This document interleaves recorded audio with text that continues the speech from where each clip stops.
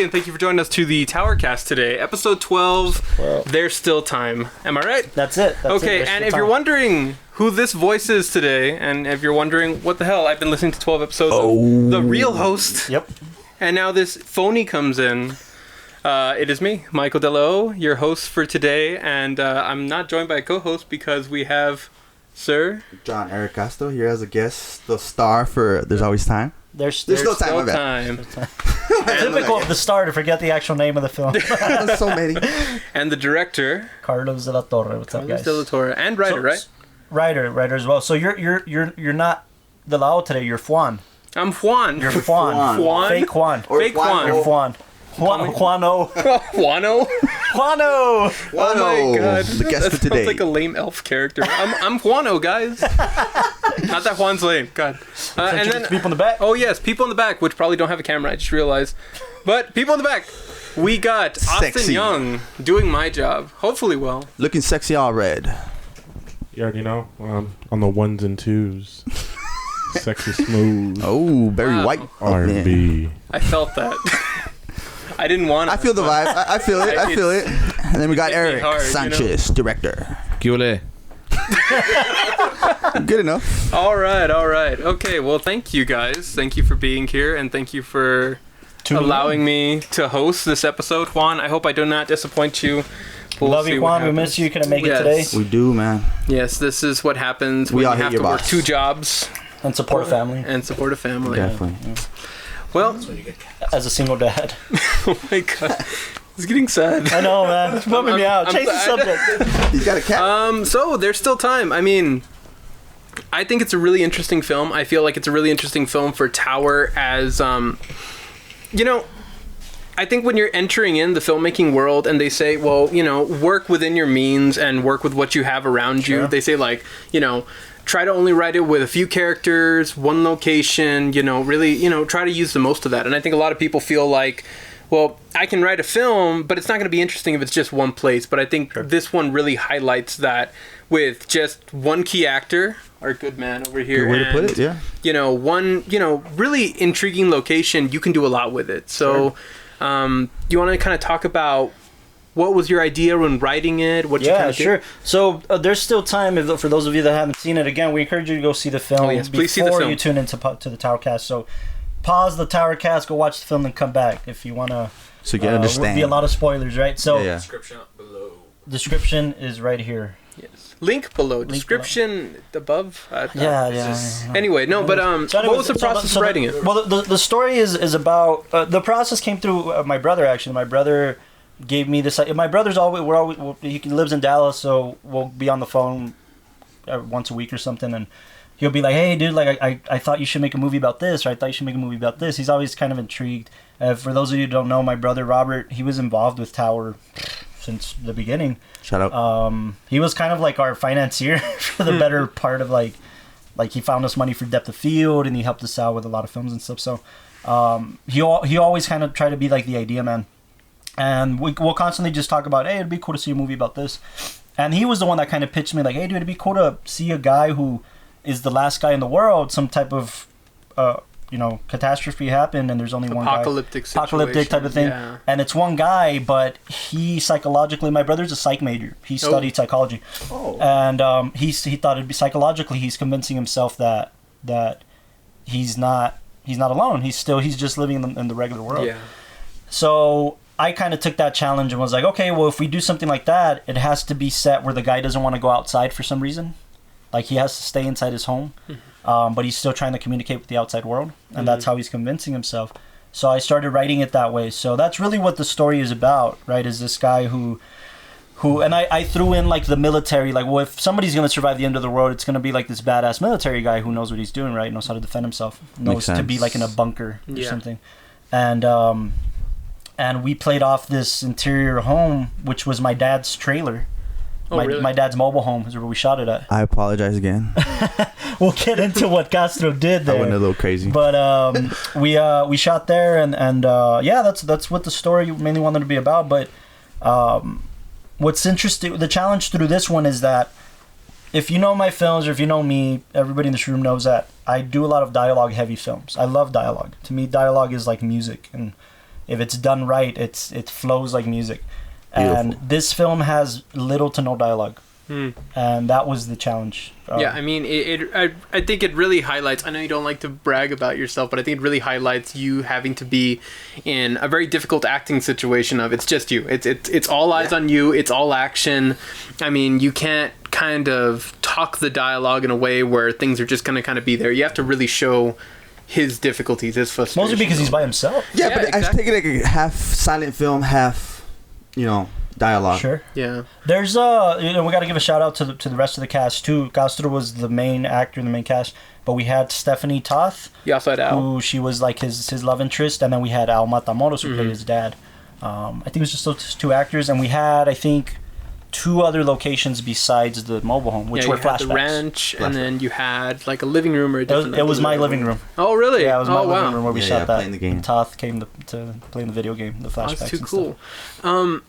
So what I really liked about the film was just how it didn't really tell you, oh, I'm a post-apocalyptic guy going insane kind of film. Like, I mean, when you start off, you're introduced to your character, all shaven, nice, clean cut. Another thing that Castro does, man, like he dedicates himself to the role. I told him like, I want a buzz cut. This guy's an army Really? guy. He needs a buzz cut. He needs to be clean shaven. Different from what I've asked him before. Before I've asked him to grow his beard out, Just look at me right now. just kind of like this, yeah. And now it was like totally different, which I loved. I think that immersed me into seeing Castro play a different range of characters, including this one. I think this was something that was totally different from what I've had you play before. Which is what interesting. Well, did that kind of help you out? I mean, changing yourself physically to feel like you're in the role a little bit more? Or? Yeah, definitely. I've always wanted to do a role like this, and isolated. Actually, I got inspiration for this one from I Am Legend Ooh, Yeah. with Will Smith. That makes good sense. film. There's this scene where he goes to rent a movie, and there's this mannequin who's like, I guess, a lady. Yeah. And I guess he's been struggling to go and talk to her. So one day he, Musters up the courage. Exactly. Yeah. And that scene alone made me think of this film. Like, okay, some guy that's still trying to cope with the world, him thinking that it's still... Yeah. So yeah, that's basically where I started with, I guess. No, for sure, and I think in terms of the character. So another thing to mention is that this film essentially was made for a class. It was made for Llama's class. Yeah. You remember? Oh, really? So we Austin went with me for the premiere. yeah, I was in Dallas when you guys went for the Damn. premiere. So That's cool. So the assignment was to do a what is it called? What is it called? Like a character piece, or No. So it's that technology where it's literally like you know how you see like there's little horse lights and it's in a circle. Oh yeah. Mobius. A Mobius. Yeah. A Mobius. So it was a Mobius. That's the assignment. Do a Mobius film. And I pitched Stama like, hey man, can I do this as a Mobius? And he was like, yeah, go ahead and do it. And that's where it starts, where it loops. Yeah. Back again. So that was the basis of it, right? This film has to start and end in the same moments.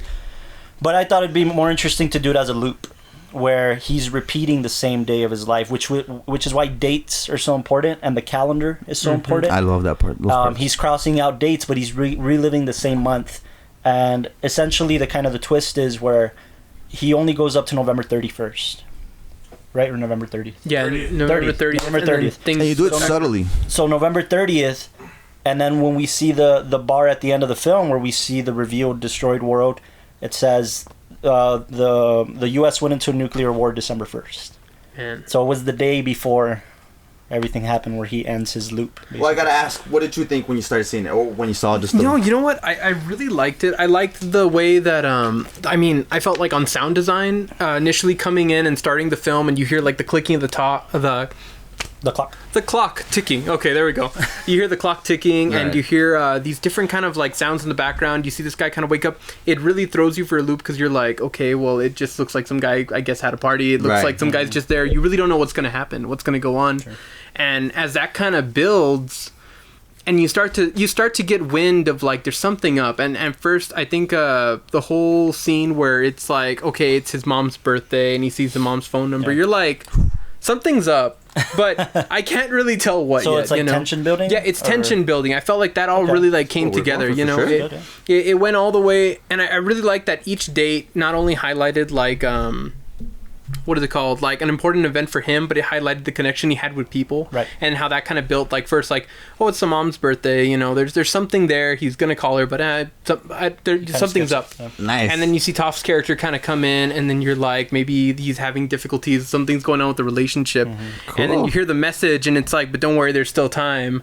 And you're like, okay, this is like, there's something going on. I don't know what it is. This guy's like a hermit. I don't know. It's just like, but a hermit with issues. Yeah. And then you see the father scene, which, you know, I think you and Al really played it off really well. Al's awesome, dude. I mean, you know, I thought the location was nice. It was very warm. It gave the essence of that kind of like family connection. And then when it builds up to when it builds up to your climax, to Jordan, she's like was like our horse wrangler we used for it a a couple bunch of times. sets, but we shot at the ranch where she was volunteering at before. She was the one that provided that location. It was an interesting day. Was that the day that your truck broke down? Was it on this set? No, it was for flowers. Okay. I'm scared of horses, man. We rode him that day too. I think Austin has some Al behind the think it's scenes. Superman. well, The original Superman. I was just like, oh man, I don't want to be that guy. just land on your head. Oh, Christopher Reeves. Yeah, That's how he Christopher broke his Reeves, back. yeah. He became- But I mean, I was. Anyways, but yeah, so I just that's felt- interesting that you saw it that way because it really Yeah. what we were going for, like this subtlety where it's leading to this big reveal. At Yeah, the end. like- Giving subtle hints. I mean, where was that location at the end? Because I mean, that I think Oh, okay, really yeah, that really yeah. sold it. You know, shout hard. out to Corey. Corey he used to be part of Tower, and he recently moved out of town. Lockett. Corey Lockett, yeah, he was a police officer for Socorro Independent School District, and Oh wow. he was part of the Tower crew for a good chunk of the Tower 20, and then he had to he moved out of town and stuff. So he's an Army guy, and we told him, hey man, we're looking for this bunker type of exterior. And he's like, well, have you guys been to the it's like a practice base, right, where they do drills and they do like simulations and stuff? And we're like, well, we've never even heard of it. He's like, oh, it's like out in Montana Vista. Like, I'll take you guys, see if you guys like it. Cool. He asked his sergeant, well, his superior, I'm not sure what his title was, but superior was like, yeah, for sure, man, for sure, no problem. I mean, Sweet. I felt like that really sold it. Like it was building up the entire way Yeah. through the film, but then when you see that scene where, you know, it's like you can tell that he's in there, and you're like, okay, well, what's the exterior look like? And it looks desolate. It looks dead. It looks. We'll it provide really helped to emphasize that, yeah. some behind the scenes on this episode where we have some pictures where there was the first time we used our crane, I think, or one of the main times we used our crane. So we put the crane on the back of Austin's truck, Ooh, yeah, that's right. right? And we Austin would drive back and forth so that I was manning the crane, I think, and so that we come out from the shot of the house. And I thought of it like I wanted to come through a keyhole. Like I was really like. I remember you telling me that. I That's wanted what. to come Yeah. through a keyhole to transpose through the door, but we couldn't. We didn't know how to do it then, and it just kind of comes out through the wall. It's and cool, It, for it sure. pulls up. It cranes up to reveal this town, and Yeah. I think I love that crane shot. I mean, it really brings everything together well. Yeah. I just thought, you know, That's what we strive. and like I said, I think for most filmmakers, especially myself included, when you're trying to think of like, how do I make a really good story that's really going to captivate people, that's going to grow, and it's going to have mystery, it's going to have a punch at the end. Yeah. And, you know, we always think, I need a big crew, I need multiple locations, I need, you know, a bunch of actors.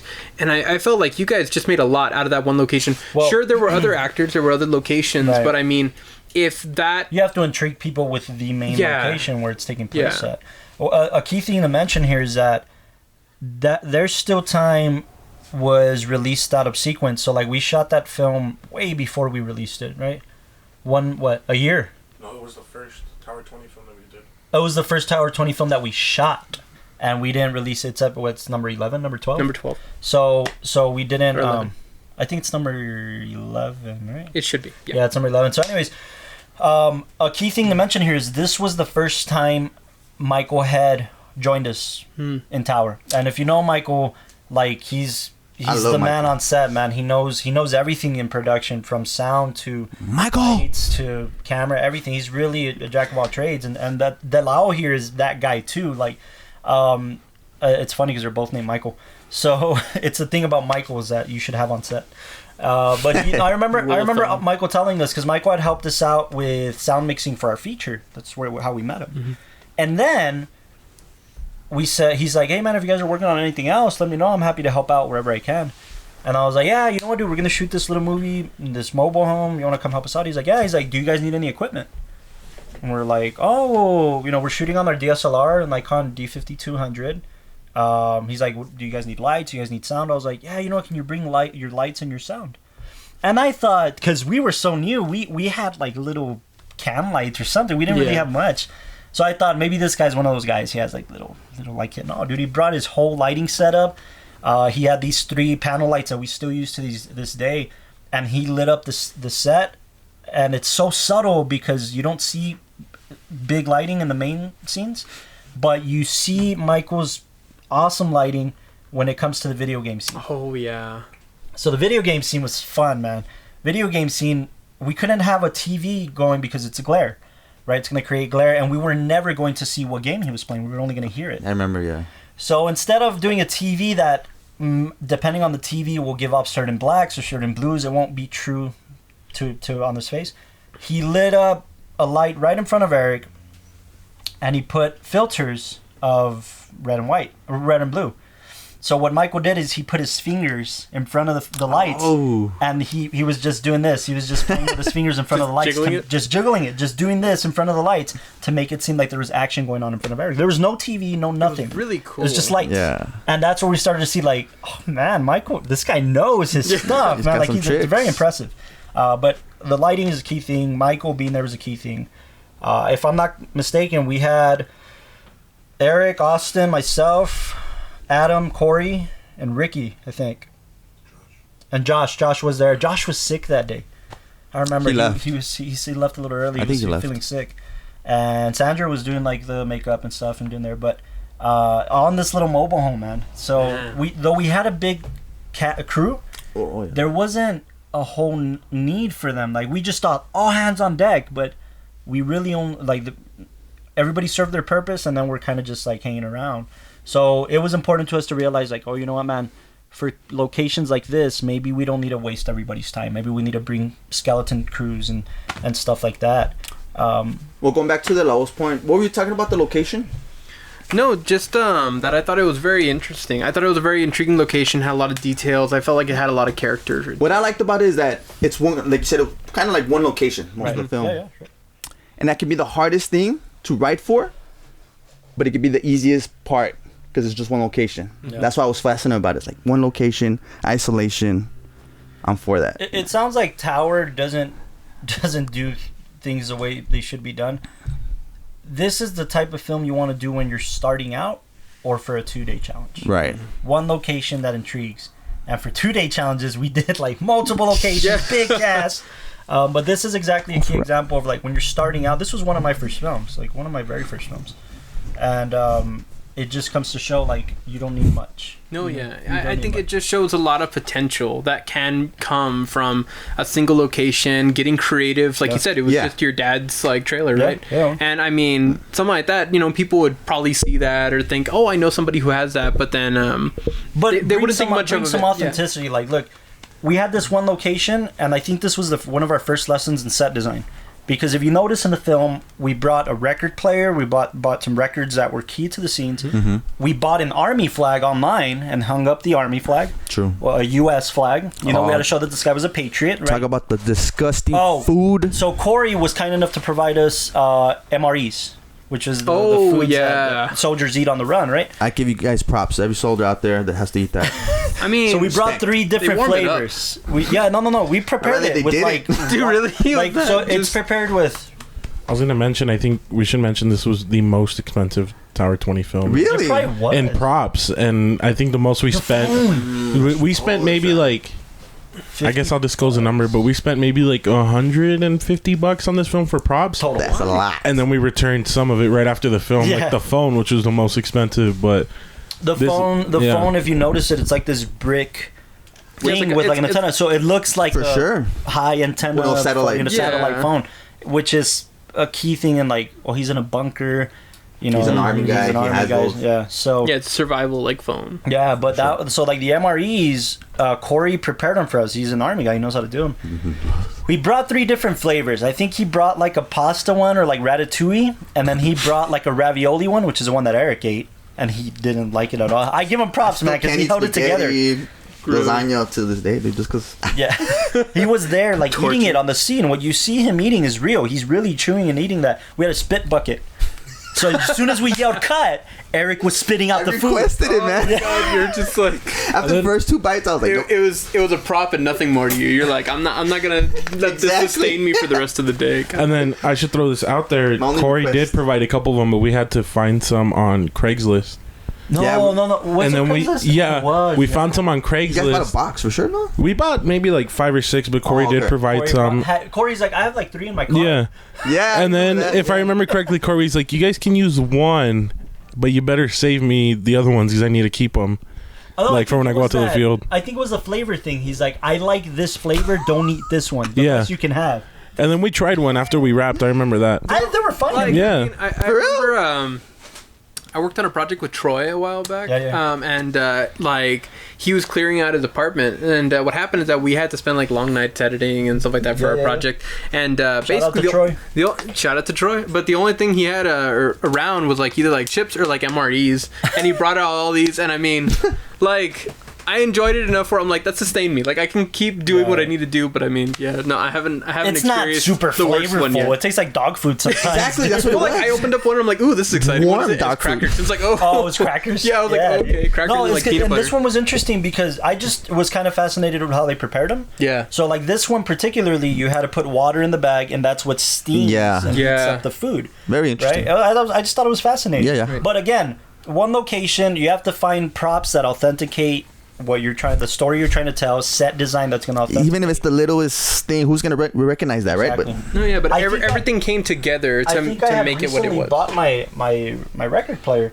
Well, actually, this is the record player we use on the. It's not broken. It actually works. Erik, Mr. Castro here, didn't know how to use a record player or something, and he decided to break my needle. Mashing. So who uses a record player nowadays? But it's glued. It's like 2020. God. But this is the actual record player. It's pretty sweet. The set, you know. And I have somewhere in here the one that you use. The sleeve. I can't find it right now, but the sleeve that says November 30th or whatever. I kept all that stuff. I think I have the flag somewhere in my storage room. Like I just loved keeping the props and stuff. Did you guys patch? Yeah, and set design. Did you patch that wallet? Then also, no. So okay, let's tell this story. We also made whiskey.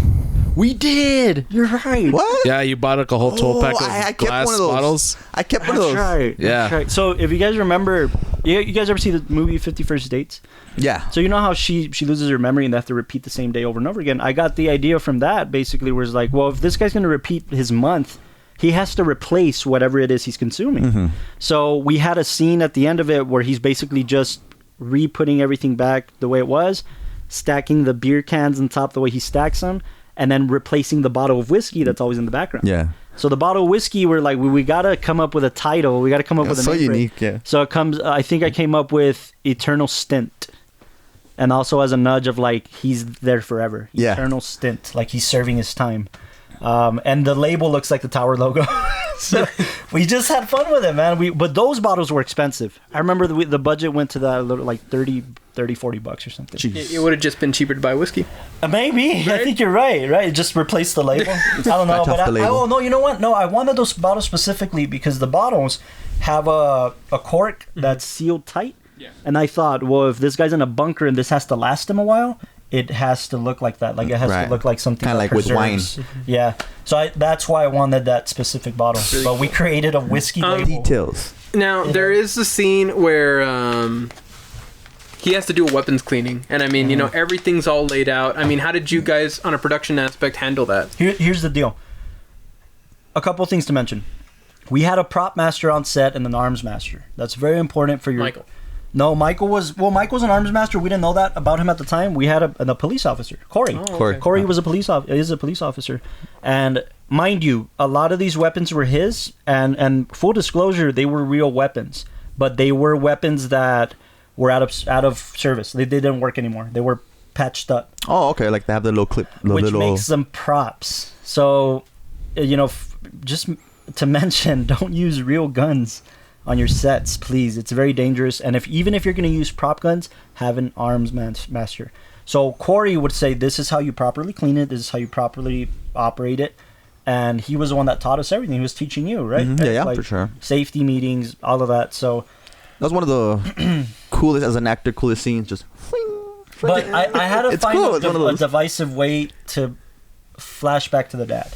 That's what that scene is all about. Mm-hmm. The horse knife. So that knife my dad gave to me. Yeah, that's true. And that's kind of where that came from. I have it still somewhere. And it's always meant something to me, that knife. My dad gave it to me. So I thought, okay, well, this guy's an army guy. Let's have him clean his guns. Let's have him prepare, go through his routine. Very legit, yeah. And then once he comes across the knife, that's going to trigger his memory. And that was the whole purpose. I love that scene. I liked it. As an actor, you want. And if you guys notice, I don't remember if we covered it or not. We were doing it on an ironing board.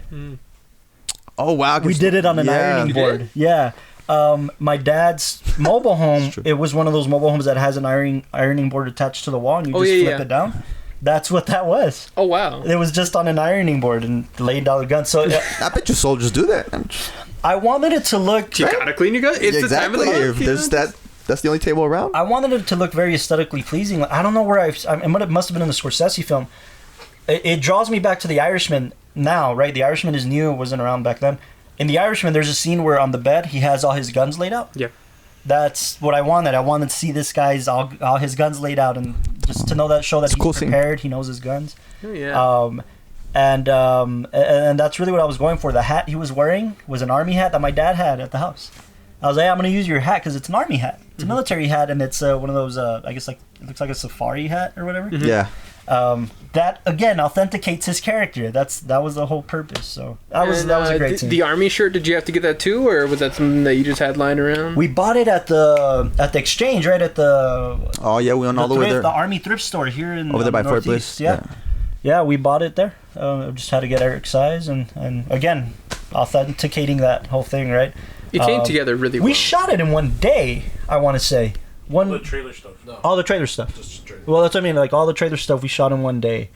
It was my dad's house. He came to my house, and I went to his, and I think I spent the night there just to make sure, No, just to make sure that we can go as late as we wanted. Oh, okay. Right? So we went to like 2 a.m, I think, for that shoot. Right? We started at like probably 5 p.m. or something. No? 2 p.m? So 2 p.m. to like 2 a.m. 12-hour day, right? It's a 12-hour. So, we got to tell this story about Erik breaking my dad's wall. Hey man, I'm a big believer of the first shot that you guys have. Let the actor just do what he does, and that's what he made me do. Like, okay, whatever you're thinking, do it. Yeah. And I went ape shit on just around the whole set. It was the most important scene. Exactly. Yeah, it was the climax. I mean, it really brought everything together as far as like this is a breaking point. Exactly. What's gonna happen now that it's like nothing's left? A man's about to lose. You were trying to call the dad. It was? Yes, because that was right before. Yes, it was right before the climax. Yeah. The dad is the last person he tries to call. Yeah. Right, and then he throws on the record. He opens his bottle of whiskey, and then he's looking at these pictures. And he starts. So we took pictures with a Polaroid camera of Toth and the dad. You and the dad and Toth by yourself. We took that picture outside, Toth's picture, outside the old main building at UTEP. Oh. And there's like a palm tree in front of the old main building. I was like, just let's put it. She was in class. I took Toth out of class. That's dope. I said, hey, I need to take a picture of you with this Polaroid. Are you available? She's like, I'm in class, but I'll sneak out. She snuck out. We took the picture. She went back to class. So you took her out of class? Nice segue. Yes. We took Toth out of class, took these pictures. I wanted these Polaroids to be something physical that he had. He has the phone that's not a smartphone, right? He can't go back to his pictures. So these physical pictures of the people he misses, his dad and his girlfriend, his love interest. And while he's drinking this whiskey bottle, he's just reminiscing. It's like you said, it's trying to build that tension of like, well, what the hell happened to them? What's going on? So yeah, man, it's where he has his drunken bender and just loses his shit. And Castro had to go to a really deep place for this scene. This was the most important scene of the film, and he had to go to this really deep place. And I told Castro, I don't want fake tears. I don't want to use eye drops. Because it's not in the budget. It's not in the budget. Yeah, so we can't do it. I mean, I'm still waiting for my trailer, but okay. I mean, no eye drops either. Okay. So Leo has it right now. Leo has your trailer right now, right? Leo so I mean, I don't feel like. Have you ever done a role where you've had to get that emotional before, or no? That's what I'm telling you guys. I grew up with these guys, so they let me do my thing. I guess I don't see a lot of actors doing this, but I'm the one that like, even if I have to say lines or don't, I isolate myself. Yeah. And I just start like saying them out loud. Some people don't do that. I do that. I get weird looks, and that's what I did with this one. I isolated myself, started thinking about personal things, kind of related to that, Yeah. And I had to. I'm not an actor that requests a lot of things. I don't think I'm a diva, but in this case, I had to let everybody out. I had to like request everybody, Like I just really need to get myself. Yeah, man. It was just something really it's difficult, and it's different when it's time. Like, yo, it's go time. Yeah. You kind of get diva-ish, and you're like, yo, you know what? I think it'll work better if everybody's out. I mean, Erik talked to me and was like, we need to get. I want to be by myself. Like, just me. And obviously, the guy handling the camera, which is so my man Carlos over here. For that. And I told Austin, I was like, hey man, Austin's a producer. I was like, you need to get everybody out. I'll operate camera. I had to. It was just have everybody in the driveway. We had, while we were prepping, we were setting up the scene. We had Erik in one of the rooms by himself, and he was going over talking to myself. Just yeah. And I checked in on him. Yo, man, how you doing? You ready? I need a little more time, man. A little more time. And once we got everybody out, I think Austin or Erik, you guys can attest to this. Like, I had one take. I think I squeezed 2 out of you, but I think it was the first take that did it. So I told Erik, you really do have to go ape shit. You need to lose your shit. You need to destroy everything. You need to, think of the beginning of the film. Everything's destroyed, and he has to get up and he has to put everything back. Yeah. Why? Because of this.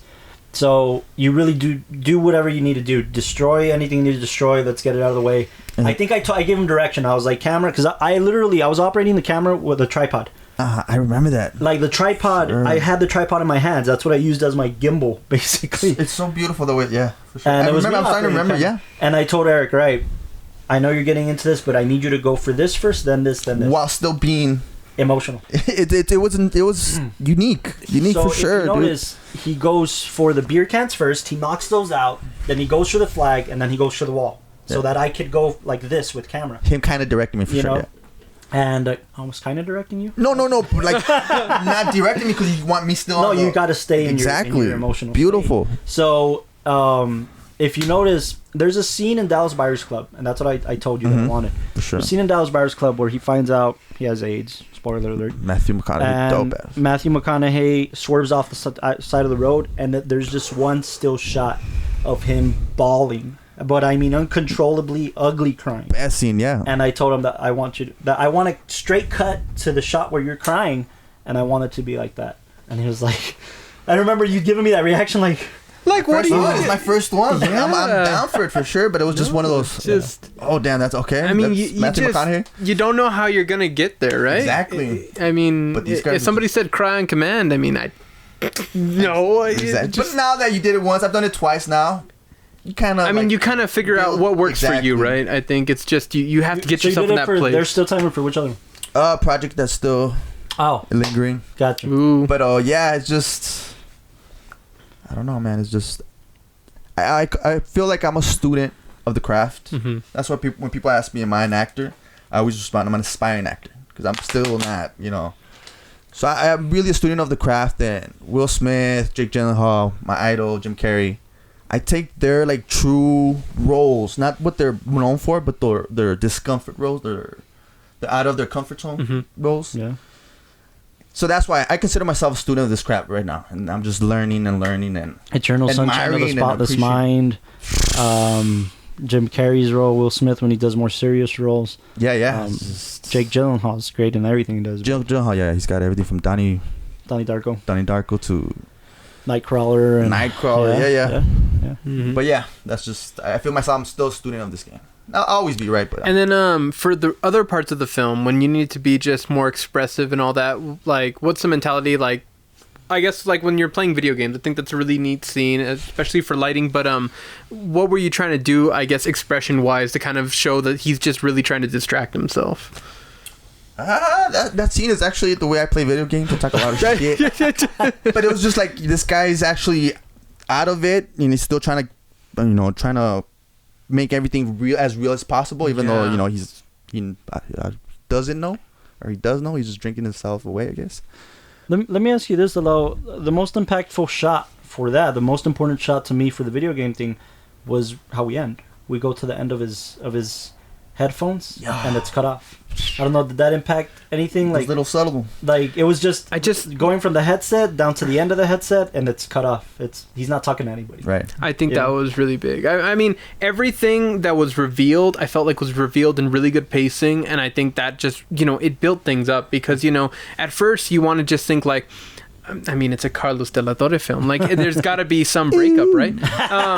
So, like, at first you're just thinking like, you're not wrong. Like, I mean, you're thinking like, okay, well, maybe there's issues with his girlfriend. I mean, my theory was like, oh, okay, his games took over, and then like now he's just trying to like forget about that. But then she was like, oh, so you're not gonna like play games with me and all that. And then he was like, oh, okay, forget the video games. And I'm like, okay, so that wasn't it. Good. And then it was like there's something up with his mom. Maybe that's gonna get brought back up. But then it was like, okay, well, that's gonna probably recur like later on, and you're not really too sure what's going on, and then it shows that he had a good relationship with the dad, so you're kind of boggled. You're like, well, like what could it be? And I mean, things like the cut wire, things like the dates, and I guess like him kind of having these flashbacks and you thinking like he's just so separated from that all the way up to the climax. Like, I mean, just it brings things together so well. I really like this pacing. I really liked on the phone. I think again, we were Sony with camera.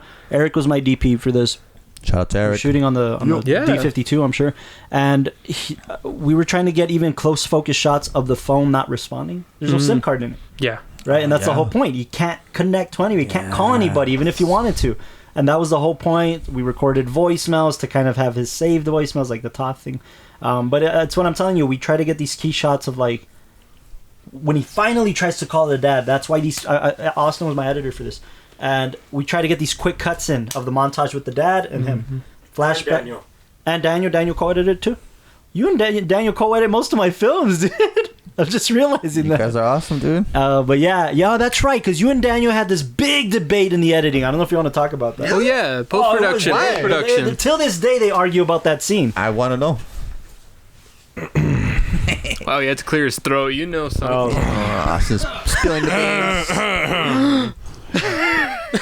To be honest, I don't remember the argument. You don't really? I really don't remember the argument, but we went back and forth. You edited a certain way, so because what I wanted. Daniel edited the one for class, and then because I think he was taking the class with you. Yes, he was. And then I edited the final one. The final with more time, yeah. And then Daniel wanted to throw his hand in there, which I allowed him to. Yeah.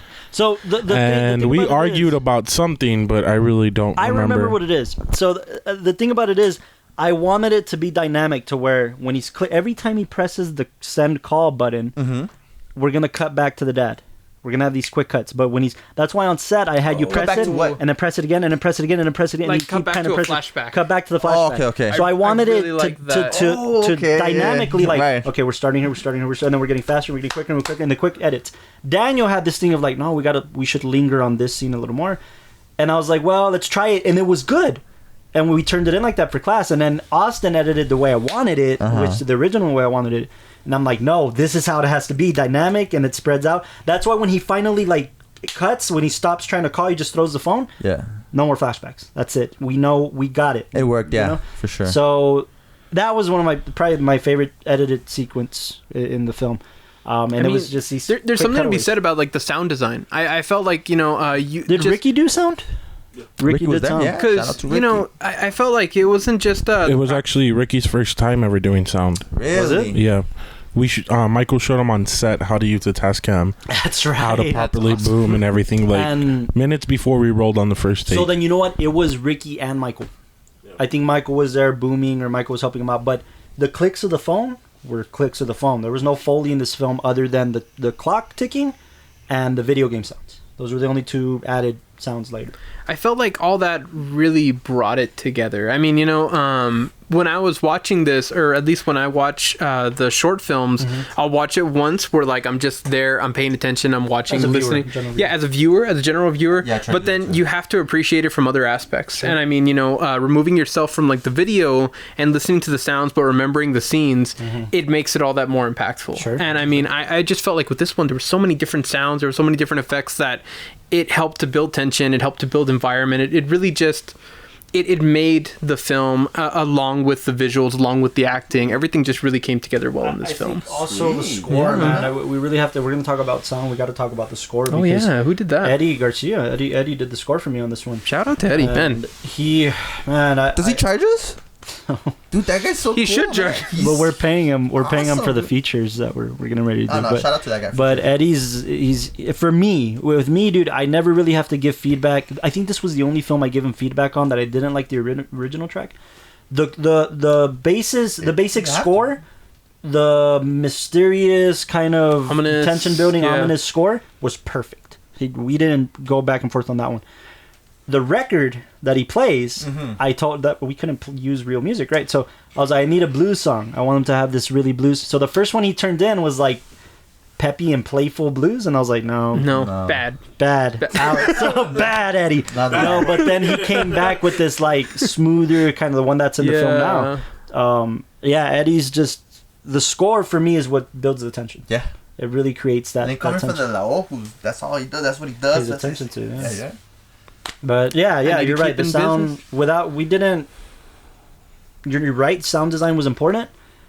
We paid attention to what the scene was doing. I don't think we paid attention to like the sound. I did. I've told you before, and I mean I've told other people that when a film really highlights itself and you can just really appreciate it is when every department pays attention to what they're doing, and every department really like is trying to say like, no, like when I'm acting, like I need to think, what do I need to do as an actor? What do I need to bring forward? What lessons that I've learned along the way can kind of come at it?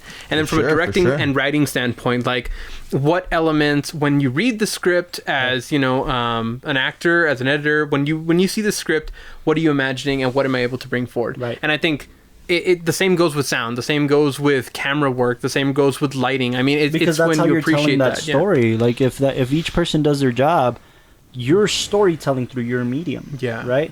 So if the sound guy's like, well, this story has to be paid attention. I have to pay attention to these elements of the story through sound. Yeah. The buttons of the phone, the clinking of the bottles, the beer cans. That's important. Yeah, I've seen a few films where they say like, hey man, do you mind doing sound like for the shoot? And they're like, yeah, sure, I'll do sound. And then they might be holding the mic and they might not be facing it the right direction, all that. And then at the end they got to edit with that, and then there's lackluster sound. And then it could have been a great story. It could have been great acting, great camera, but then the sound totally ruins it. And the same can go with everything else. Michael has this story. Michael had that he was on a set in Dallas once. You remember? He was on the set in Dallas once, and it's this big budget picture, for an indie film. And he's on set, and the sound guy, they flew in from like Atlanta or something. Okay. So he comes in, and you think this guy's a badass, and he can sound. So he has this boom ready to go, right? So he's getting everything ready, and he attaches a GoPro to the end of the boom pole. And then they start rolling, and he's rolling the GoPro to get sound. He's using a GoPro to get sound. A GoPro. Oh my god. So he talks about like, I can see the ingenuity in there. Using a GoPro. He's like, it's just easier, and you're gonna have to deal with so many cables and all this stuff. And he's like, Jesus, but you're not gonna get good sound. God. So, anyways, it's absolutely right. Like, and then Mike always says that he had his sound equipment with him, and he was like, "Here, just use my sound equipment. Yeah, just use my stuff. I don't use the GoPro." Yeah, man. But well, talking about that. Yeah. About Michael, I come from the background of do it kind of Robert Rodriguez style. Right, sure. Like just one camera. You have to have a good script. Play with the actors. I was never a big fan of lighting. I was like, if it's a good story, if it's good acting, if there's good natural lighting, go for it. Exactly. Like the audience is not gonna notice the lighting until I met Michael. Yeah. Dude, he changed my view on that. It's like you definitely need. Every type of filler. He was saying the video game killed it. Like, the video game scene killed it. Like, it was just... Michael's taught me a lot about that. Like, I came from, like, just the camera. Yeah, you do need that. What's interesting is, like, we did that for a film that's not part of the Tower 20, that's never been released. I was turned in for a class where Castro directed. He wrote and directed. And Michael. It was called A Stoplight Ago. And I still remember, I was the DP for that film. And I don't think I'll ever be a DP again, man. I'm bad at it. That was like the 1 day challenge.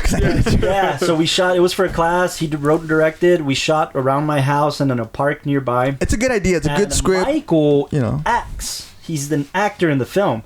But he rigged the system instead of, because there's a whole sequence where yes, there's a whole sequence where he's at a stoplight, and that's where the guy, he's kind of like, that's where I was like, how am I gonna do that? How the hell? We're gonna be at a stoplight, and we're gonna have limited time. I was thinking of that. I was thinking of just stoplight is like a minute, get out. Oh my god, that took me like 10 seconds. We literally shot in this. There's an empty lot on the side of my house. Yeah, we put the car there. We put 3 lights surrounding the car, and literally, I think it was me and you operating the lights. Or I was operating camera, and then you were operating lights. I don't know if you were there, but it was literally just like, all right, action, and it was just changing the filters from green to red, and it worked. And it worked. It was and like, I was driving myself crazy. I was like, man. yeah, that's way easy. But Michael will be the first one to tell you, more than directing, more than writing, he's a gaffer and a DP. He loves lighting. His lighting is his opened my eyes biggest to it. strength For sure. and he's the best at it. You know. Yeah. I remember you joked around, and we'll talk about it when we get to You're in Trouble. But you talked about, I told you, hey, can you gaff? Oh my god, Jesus! What happened? Your first time officially. Did you ever gaffing. hear that? No, so the second I came on Tower, honestly, it was just like, hey. Carlos was like, we're gonna shoot a short film. Like, I know you're interested in joining us. Like, how about you come on set? Like, we'll have you there. We'll find something for you to do. Like, like just see if you like it. Yeah. Help out, and I was like, okay, like like let's see how this goes. I mean, I showed up just like manpower alone. I'm like, okay, what do I do? And then the first person I saw was Austin, and then he's like, so you're the lighting guy, right? And I'm like, what the what do you mean I'm the lighting guy? Who the hell made me the lighting guy? Austin told him that before I got the chance to tell him, hey, can you gaff? Yeah, so I was like, yeah. And then he's like, okay, lights are over there. And I'm like, yeah. It's not like we were unprepared and we're just last minute. I think Michael couldn't make it, and it was a simple enough scene where they're just guys sitting around on a couch talking, where I was like, well, this is pretty simple to light. If the Delao's not comfortable, I'll do it. Like, I don't mind. I've gaffed for a couple of films before. I know lighting a little bit, so I was like, I'll do it. But he showed me so much confidence. I was like, yo, can you gaff? Can you take care of the light? That's all you need, man. Yeah, man, I got it. And later he tells us, dude, I had never officially gaffed before. I love you much more today than I did yesterday. But Delao was like a mini Michael, man. Like, if Mike was not on set and we have Delao on set, dude. And when both of them are together, forget about it, dude. Like, when both of them are on, forget about it. Forget about it. No, I think I'm kind of similar to Michael in the sense that like I'm looking to be into cinematography. Sure. And then with that comes I like at it's first the manipulation of at light first through the you're lens, like, oh, okay, I just need to focus on cameras. But then like later on you get down the line and you're like, no, it's not about the cameras. Like once you know how to use cameras, that's great. Now it's like, how do you light the scene? How do you make the environment interesting? And that's I can appreciate a cinematographer that knows lighting, because my favorite cinematographers, that's all they talk about. Yeah. My favorite cinematographer of all time is Emanuel Lubezki, Chivo. He does Alfonso Cuarón's, Alejandro Iñárritu's films, and he did Birdman, for example. And you hear him talking about he's a Mexican cinematographer. He talks about light like it's the second love of his life. Like I heard a podcast with Rodrigo Prieto the other day, who's the cinematographer for The Irishman, and all he talks about is light.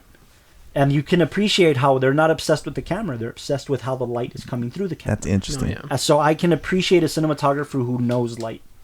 That's why I'm learning. Like that's why like Erik, like Michael, they're to me our best cinematographers up to this point, because they know light. Yeah. They know light. And you who wants to go into cinematography, you're doing a lot of you did the lighting for this. You're doing a lot of our lighting now. You're developing your arsenal, man. So for sure lighting, especially for this film, was really important. You to me it's like, usually my goal with a film is, how do I make a film of two people talking for 30 minutes interesting? This film was, how do I make a film interesting of one location and mess with set design and light? Which is what I was talking about. It could be the hardest thing to write, but it's the easiest kind of, because it's just one location. Yep. Yeah. So it's like, it's beautiful if you could write something interesting about that. That's what challenges you, I think, as like a filmmaker and as an actor. It's just like, putting yourself like, I got to use this place, or like I want to use this place. Yeah. I got to find a way to make it interesting. Yeah. Especially if it's a film longer than like 5 minutes. I got to find different ways to kind of which my films are. I think this film Agree. sat at like the 27 minute mark. I think it was like 17. Maybe it was one of my shortest films. I think 17. 17. It was my shortest film probably. I usually go over the 20-minute mark. Not on purpose. I'm weird that way, but it was my personal favorite of yours out of the whole Tower 20. Out of everything you've done, it was my personal favorite.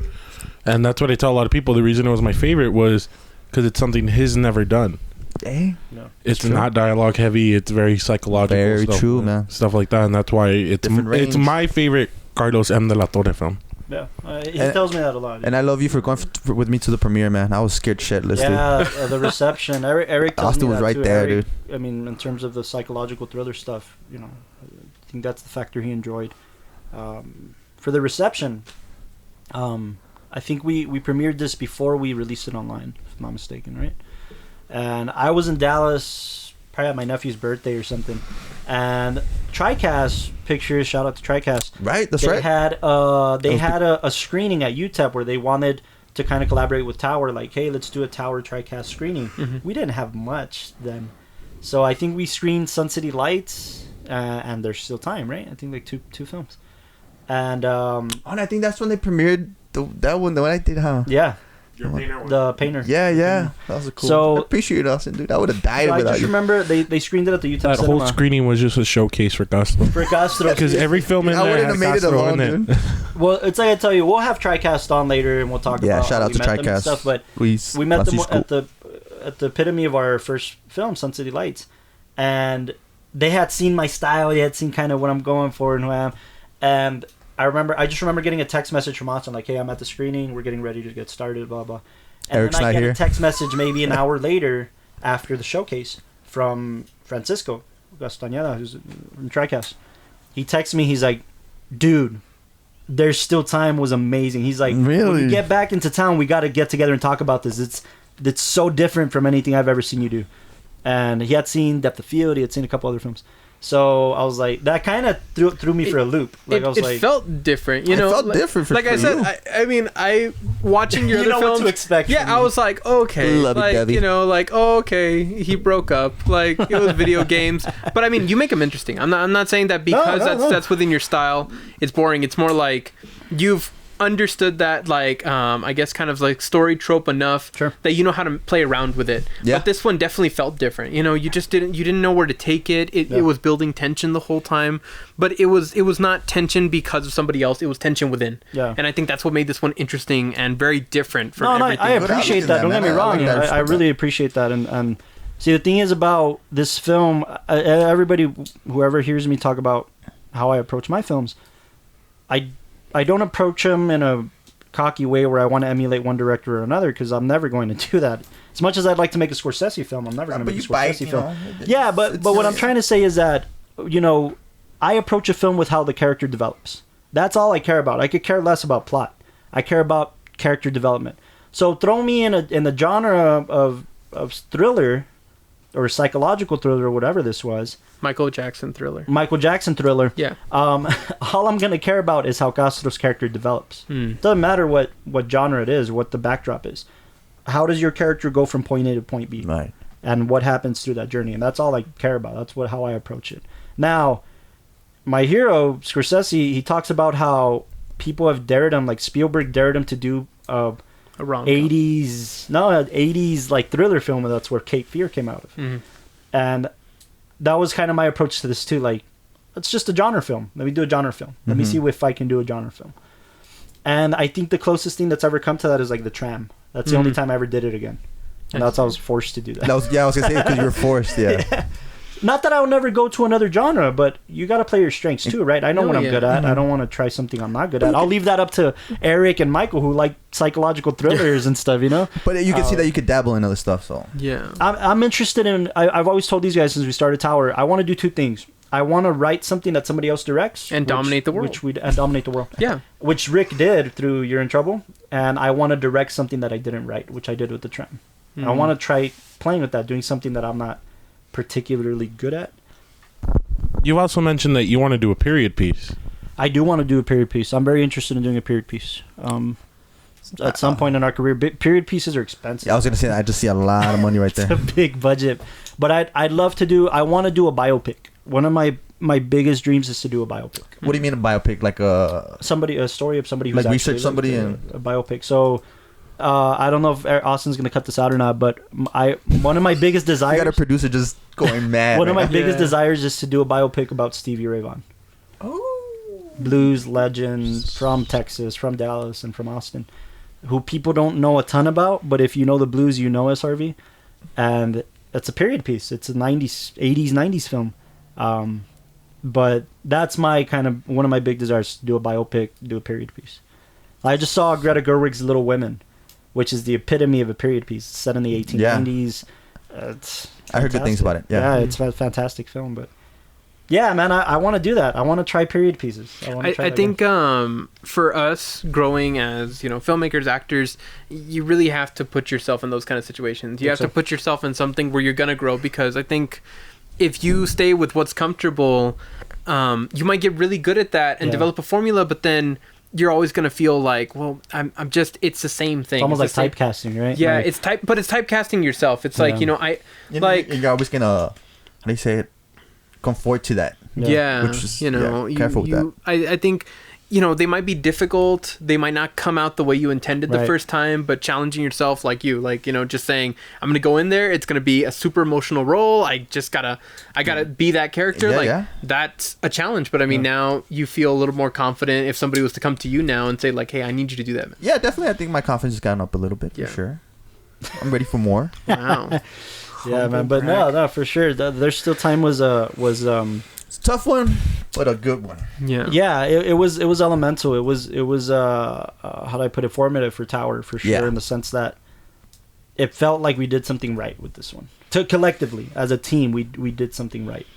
Exactly. From the pre-production to the editing to post to sound mixing, everything, man. Like, it felt really good to make this movie, and it gave me the confidence to make the next one. I think that's really important. Yeah. Wow. What a good story. It was an interesting film to make, for sure. I mean, it's just... Well, okay. Well, I don't know. I feel inspired now. I got like the warm fuzzies going on. There. It's kind of embarrassing. Can you cut that out?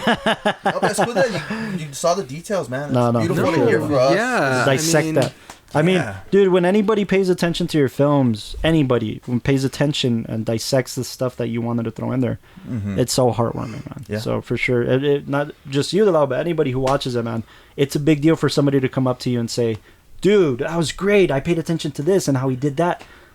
Oh, man, thank you. That gives you the confidence to make the next one, for sure. For sure. So, closing thoughts, as far as a director who's trying in something new and all that kind of stuff, is there anything you could say that you'd push for somebody else? Or something that you feel like this film taught you that no other film taught me? By the way, this question is coming from Juan, because I would have not known how to do this. Good one. Yeah, I got to thank Juan. No, for sure. Juan, so the thing is... Fuano. Let me tell you, Fuano. You know what I took from and again, guys, I'm Tower 20 was a lot of me experimenting with different types of films. This one included. What I took from There's Still Time specifically is to find a creative way to use what you have. Use what you have. Invest in yourself and in your film to the best of your ability. To, like Austin said, I think we spent $150 on this and got some money back. Just to authenticate the story. So do whatever you have to do to tell your story effectively within your means. I'm going to piggyback off that. Don't ever be afraid to return props to get your money back. Just if you plan on doing that, you keep the tags. You don't damage it, because that wasn't the first time we did it. We bought a dress and a suit for depth of field, and we returned them right after we shot. So don't be afraid of that either. The suit, I loved it. Oh yeah, you did pay us back for that. Disclosure: we used my mom's JCPenney credit card for that. Yeah, I appreciate that. So we returned it, but saving money, exactly, using other people's money, always a good tip. But that's a big tip: is don't be afraid to return stuff. Like, if you know this is the only thing you're ever going to use it on. No, I'm not saying that, but we returned like the phone, and I think that was the only thing we returned. But don't be afraid to return props. Like, we're never going to use it to save yourself money. No, and I mean, be innovative. If you only got one location, don't think that you can't make a good film. No. I mean, really explore that set dressing. Really important. And as an actor, somebody who they say, hey, I need you to do this role, but we're going to need you to cry in one of the scenes. Is there a lesson you can give from that? Or would you just tell people to jump into it and you'll find your strength along the way? Yeah, I mean, you're never gonna figure it out till you do it at least once, for sure. Coming back to that, I want to say rest in peace to Kobe Bryant and Gigi, and to Vanessa, the whole family. I learned a lot from Kobe. Kobe, he was my idol. He taught me a lot, how to be competitive, how to be better, how to strive to be better every game. And that's why I take this career, this craft. Every film, I try to be better. Oh, yeah. So our heart goes out to the family. Yeah, for sure, man. That was a big blow. I love the Kobe, man. I don't know if you can see it in the camera, but I have a Nowitzki jersey and like Maverick stuff in my room. Like, it was a big blow to anybody who's into basketball, anybody's into NBA. I mean, even as a filmmaker, Kobe won an Oscar. Dude, he was barely starting. The guy was amazing. You know? Yeah. For sure. Heart out to him, Vanessa and the whole family, his family, and also the other families all affected. the families for sure. Affected because it was just a freak accident that shouldn't have happened. Mm-hmm. Definitely, yeah. But that's good advice, man. Learn from your heroes. Learn from your heroes and how that strives no matter what industry. Strive to be better. Yeah, for sure.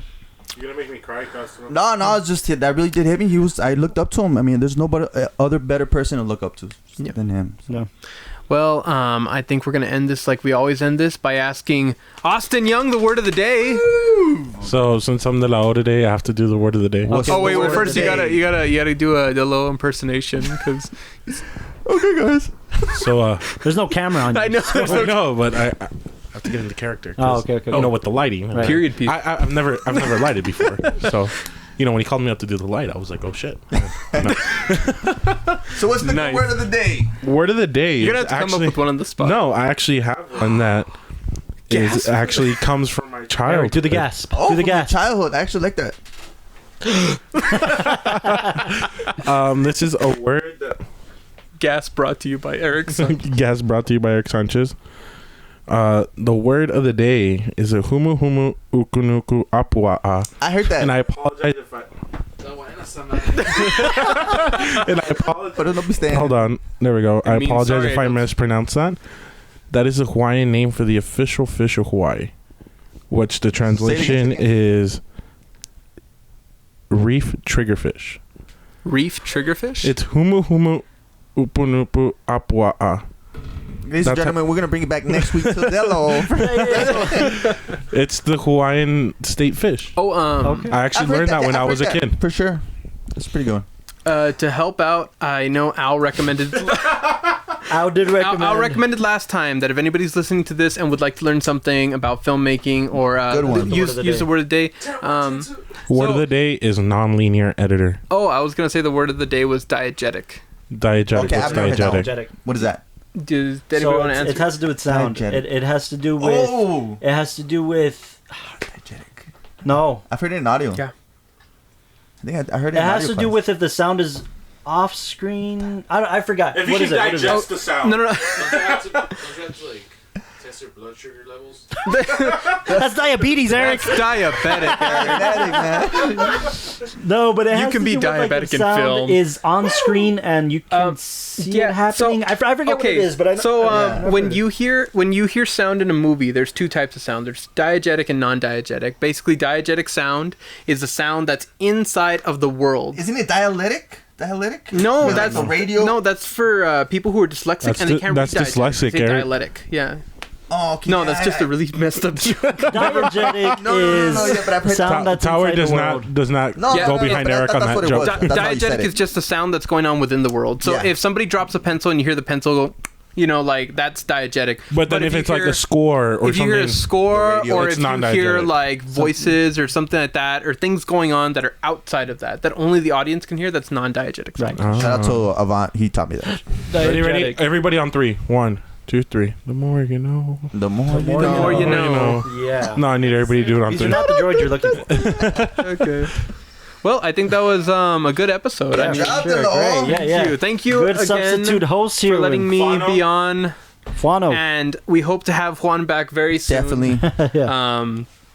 But yeah, it was fun, guys. Thank you awesome. for letting me That was be awesome. on. Guys, if you're watching this on YouTube or Facebook or you're listening to this on Spotify, Apple Podcasts, Google Podcasts, make sure to comment, leave us a 5-star review if you can. If you've enjoyed this, just comment on what we can do better, what else you'd like to hear on the TowerCast. Definitely. Throw us questions to ask next episode. As a filmmaker, an aspiring filmmaker, let us know what you want to hear. Let us know what you want to see in the TowerCast. Yeah, definitely. And always hit that like button. Hit the like. Hit the like button, subscribe. share, help us share. Turn on notifications. Yeah, man. We're just trying to keep this thing going. And this podcast is available on Apple Podcasts, Google Podcast, Spotify. YouTube. Spotify, Every major podcast platform you can find basically TowerCast. every podcast platform, going. and YouTube. So yeah, And our sponsor, Anchor. Our sponsor, And our Anchor. This is sponsor, brought to you by Anchor.